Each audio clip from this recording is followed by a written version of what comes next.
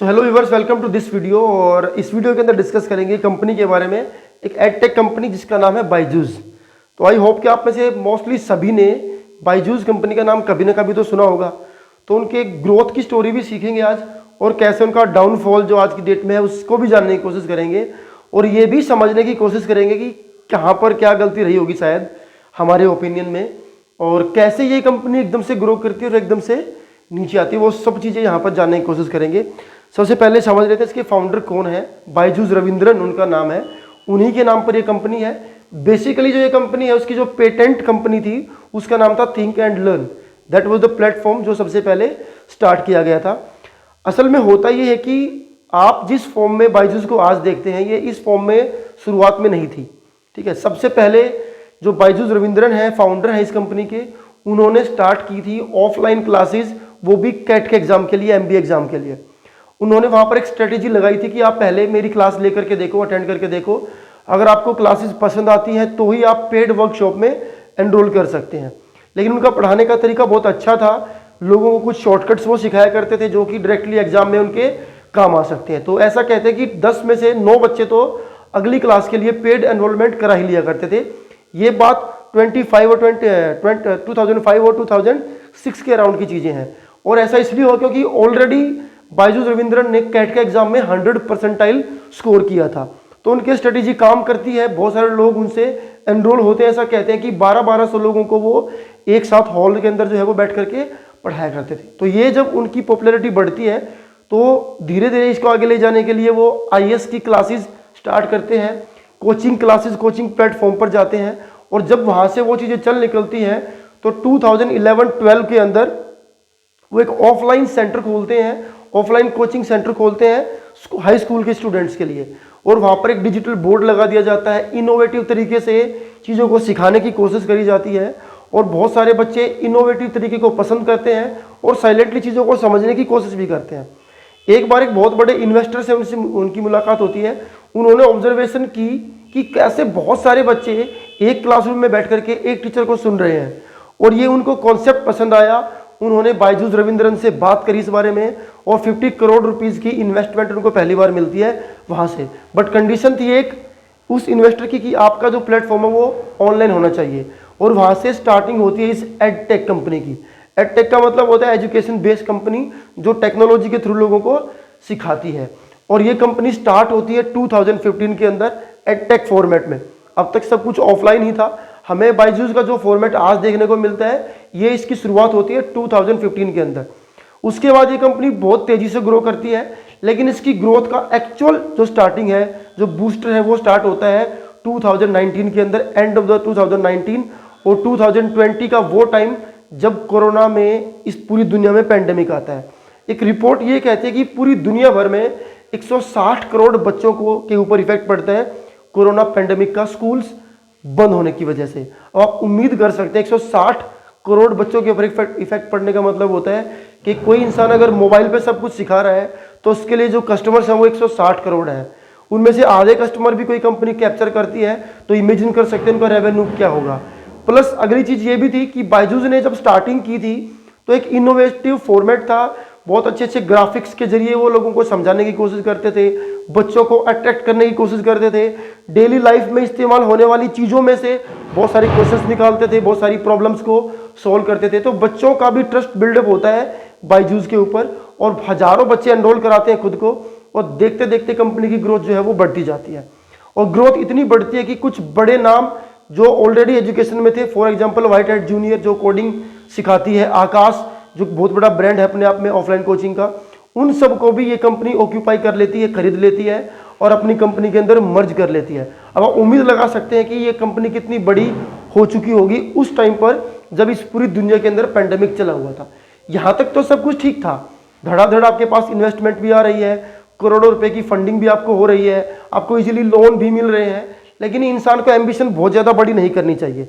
सफलता जब अचानक से मिलती है तो इस बात के भी चांसेस होते हैं कि वो जा भी सकती है अचानक से, या जाएगी भी अचानक से। जो चीज़ धीरे धीरे पकती है वो चीज़ शायद लंबे समय तक आपके पास एग्जिस्ट कर सकती है।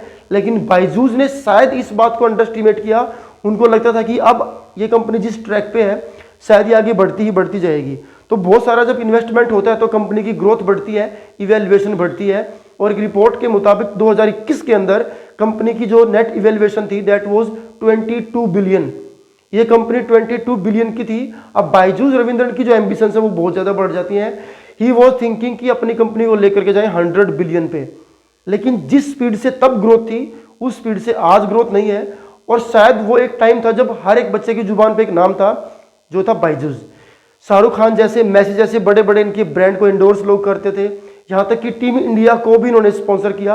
अब आप इमेजिन कर सकते हैं कितना पैसा इन लोगों के पास होगा या कितना बड़ा ये नाम होगा जब इंडिया की जो जर्सी है क्रिकेट टीम की उसके ऊपर इन लोगों का नाम था। शाहरुख खान जैसे बड़े नाम, मेसी जैसे बड़े नाम, इंटरनेशनल नाम, बहुत सारी अमेरिकन एडटेक कंपनीज को भी इन्होंने टेक ओवर किया, वहां से भी खरीदा। और इनको ये विश थी, इनको ये होप थी कि अमेरिका जैसी कंपनीज में भी हम अपने प्लेटफॉर्म को सर्वाइव करा सकते हैं और इस ग्रोथ के साथ बढ़ा सकते हैं।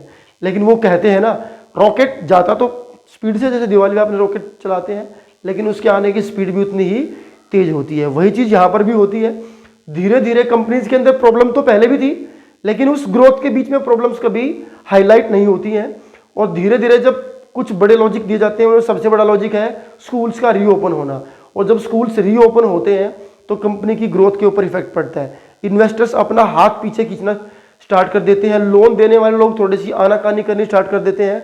और आज की डेट में अगर मैं बात करूं आपको, तो कंपनी की जो इवैल्यूएशन थी वो 22 बिलियन से घट करके ओनली 3 बिलियन पे आ चुकी है। 85% का डायरेक्टली डाउनफॉल। अब इसके पीछे कई कहानियां हैं, कई लॉजिक लगाए जाते हैं, कई सारी बातें बताई जाती हैं। हम शायद उतने बड़े लोग नहीं हैं तो वहां पर जाकर के हम लोग नहीं भी सोच सकते हैं, लेकिन कुछ पॉलिसीज थोड़ी खराब रही हैं। फॉर एग्जाम्पल, बहुत ज़्यादा एस्पिरेशंस मान लेना कि हमें बहुत कुछ अचीव करना है, बहुत कुछ अचीव करना है। जो सफलता आपके पास बहुत जल्दी जल्दी आ रही है उसको आप अपनी कामयाबी का बेस नहीं मान सकते। रातों रात मिली हुई सफलता को आप कभी भी अपनी एक्चुअल सफलता आपको नहीं गिननी चाहिए।